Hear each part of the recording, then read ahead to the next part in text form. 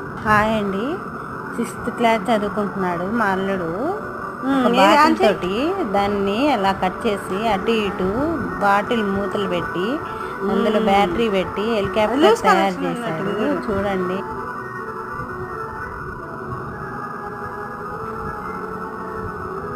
Helicopter చూడండి ఎంత బాగా తయారు చేశాడో.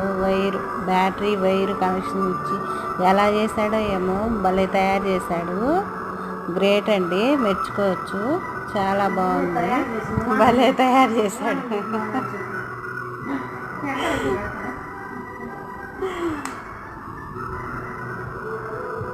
ఆఫ్ చేయి, ఆన్ చేయి.